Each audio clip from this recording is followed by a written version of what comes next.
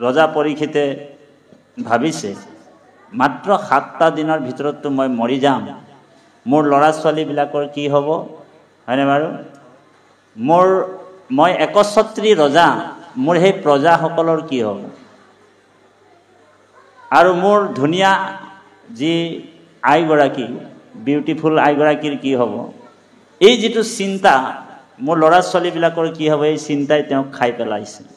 কাৰণ 7 দিনৰ ভিতৰত যদি মই মৰি যাম বুলি যদি কোনোবা আমাৰ যতীন চুতীয়া বাপুকে যদি অভিশাপ দি দিয়ে যে বাপ আপুনি 7টা দিনৰ ভিতৰত মৰিব বুলি যদি কোনোবা কৈ দিয়ে, তেতিয়া চিধাই গৈ কিনি আইগৰাকীক ক'ব, বাপে যে হৰি শুনিছানে, মইতো 7টা দিনৰ ভিতৰত মৰি যাম, পাৰিলে এটা কাম কৰা, যদি গঁৰালত যদি ডাঙৰ কুকুৰা এটা আছে, মাৰ কাট কৰি কিনি জোলটো অকণমান মোক খুৱাই দে, অ হৰি, কাৰণ 7টা দিনৰ ভিতৰতো যাব লাগিব, হয়নে বাৰু?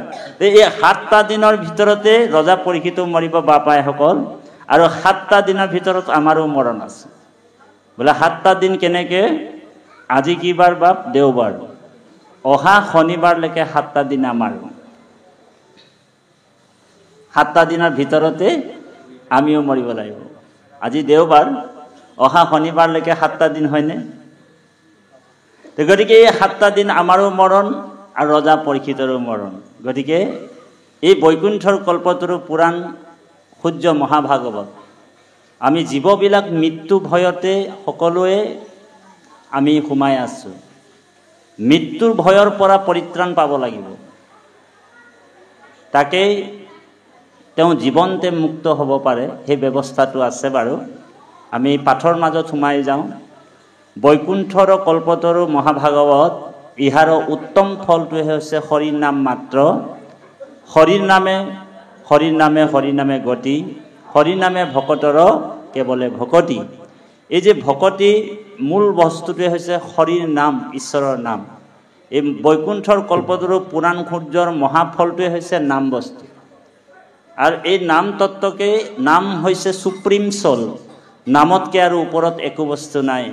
সেইকাৰণে আজি আমি বৈকুণ্ঠৰ পুৰাণ সূৰ্য মহাভাগৱত শ্ৰৱণ আৰু কীৰ্তনৰ যোগেদি ভগৱন্তৰ নামেই যে তৰাব পাৰে জীৱসকলক, এই সুদৃঢ় বিশ্বাসটো আনিবৰ কাৰণে আমি শ্ৰৱণ আৰু কীৰ্তন কৰিব লাগিব ভগৱানৰ।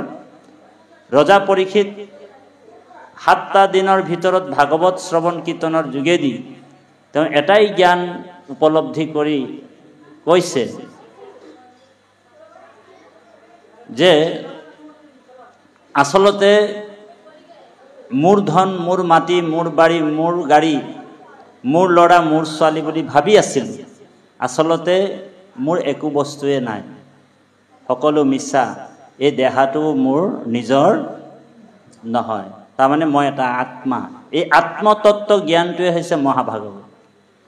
আৰু আত্মবিশ্লেষণ আজি আপুনি মই ইয়াতে কৰিম, এই দ্বিতীয় বৈকুণ্ঠত। আৰু মূল লক্ষ্য উদ্দেশ্য হৈছে মই ক'ৰ পৰা আহিছিলোঁ, এই সংসাৰত থাকি মোৰ কৰণীয় কাম কি, মই কি কৰিব লাগিব, আৰু এই সংসাৰৰ পৰা যেতিয়া আমি যাম, আমি শৰীৰটো ত্যাগ কৰিব লাগিব, এৰিব লাগিব।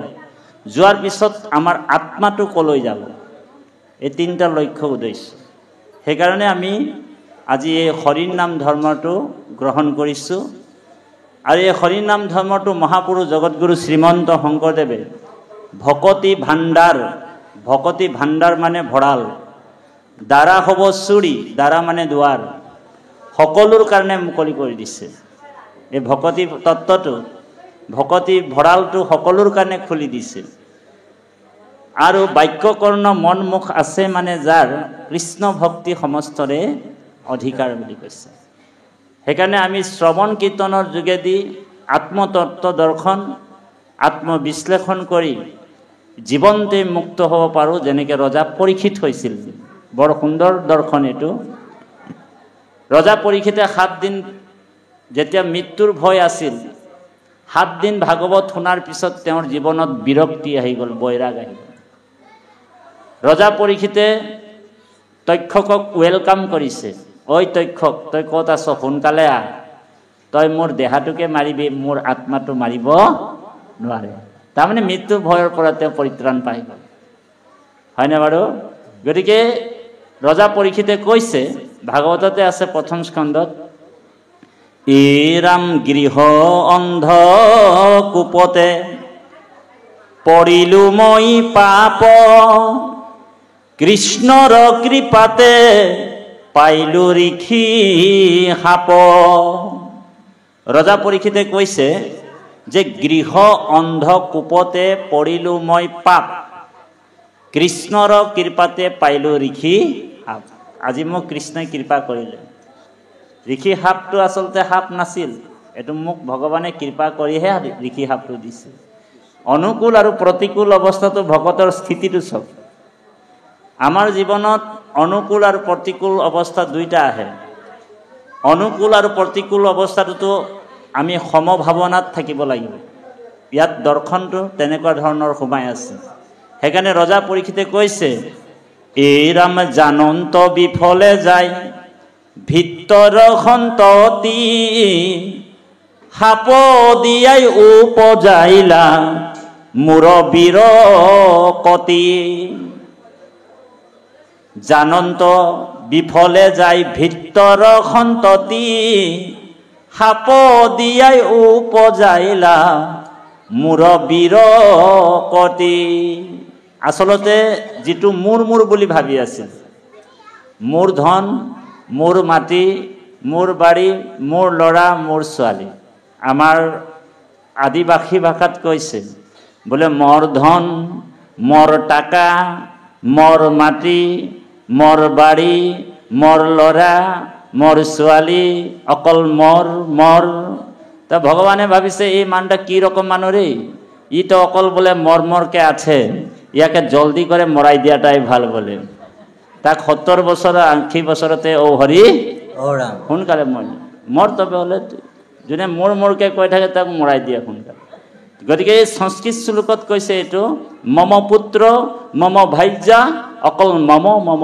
কৰি আছে মোৰ বুলি ভাবি আছে এই মোৰটো আমাৰ বৈৰাগ ভক্তি বা বিৰকতি ভক্তিটো এতিয়া আমাৰ বৈৰাগ ভক্তিটো কত হয় জানেন আমাৰ বিৰকতিটো কেতিয়া আহে জানেন গাঁৱৰ কোনোবা যদি আমাৰ একেলগে থকা বসবাস কৰি থকা কোনোবা এজন অন্তৰ আত্মাৰ শহীদজন যেতিয়া বিয়োগ হয় আৰু সেই বিয়োগ হোৱা ব্যক্তিজনক যেতিয়া শ্মশানলৈ লৈ যায় যেতিয়া চিতাত উঠাই আমি কান্ধত উঠাই চিতাত উঠাই তাত জ্বলাই দিয়া হয় শৰীৰটো তেতিয়া আমাৰ জীৱনত সকলোৱে এটা সময়ত খন্তেক সময়ৰ কাৰণে বিৰক্তি আহে বৈৰাগ আহে এই শ্মশানতে আহে এটো শ্মশান বৈৰাগ বুলি কয় কি বৈৰাগ শ্মশান বৈৰাগ তাত আমি সকলোৱে কওঁ আমিও এদিন মৰিব লাগিব এনেকৈ আমি এদিন জ্বলিব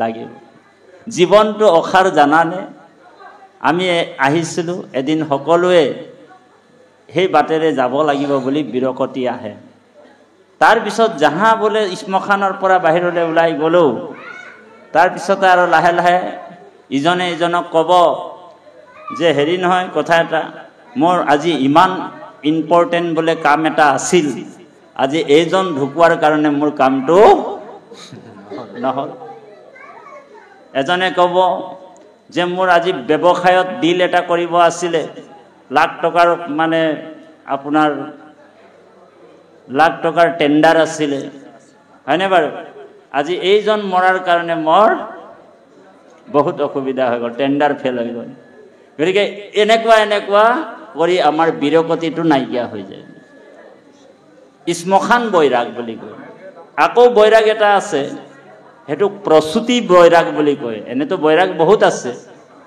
প্ৰসূতি বৈৰাগটো কেনেকে মাকে যেতিয়া কেঁচুৱা জন্ম দিয়ে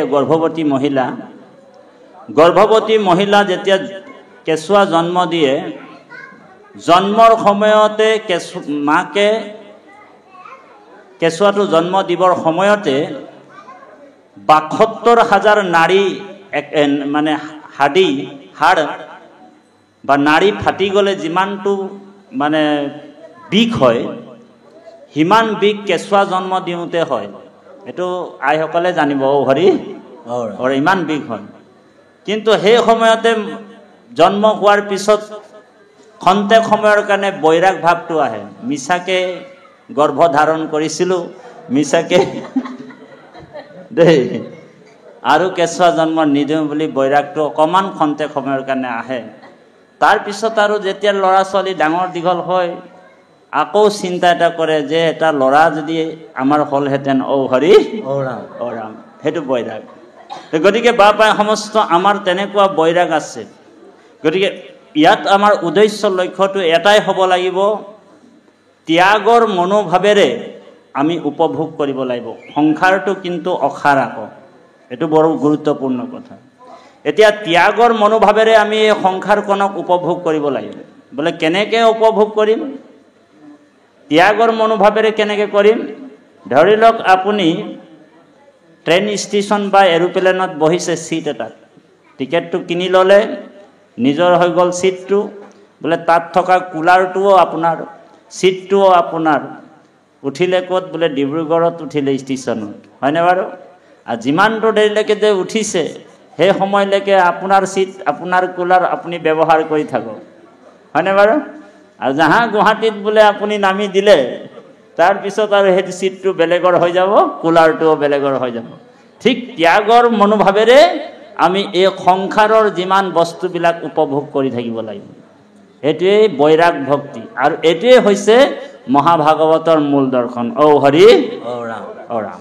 তাৰমানে সংসাৰত থাকিও পুত্ৰ, পৰিবাৰ, ধন, টকা পইচা, ঐশ্বৰ্য, বিভূতি সকলো অসাৰ বস্তু, সাৰ একো বস্তু নাই। সাৰ কেৱল তুমিহে কেৱলে সত্য, মিছা হবে আন, জানি জ্ঞানী গণে কৰে হৃদয়ত ধ্যান। তুমিহে কেৱলে সত্য, মিছা হবে আন, জানি জ্ঞানী গণে কৰে হৃদয়ত ধ্যান।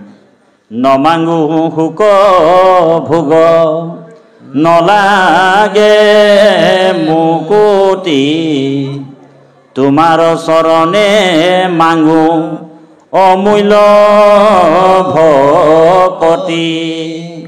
এ মুখে লৌক নাম মোৰ, কৰ্ণে তব কথা, হৃদয়ত পাদ পদ্ম, থাকো কহৰ বঠা।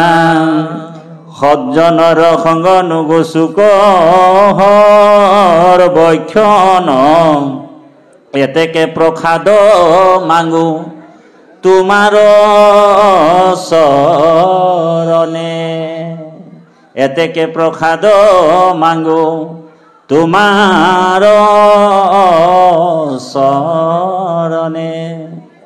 গতিকে ভাগৱতে আমাক কৈছে, যত হাঞ্চা ধন ধান, পুত্ৰ পৰিবাৰ, মৰিলে সংগে এক ৰতিও ন যায়।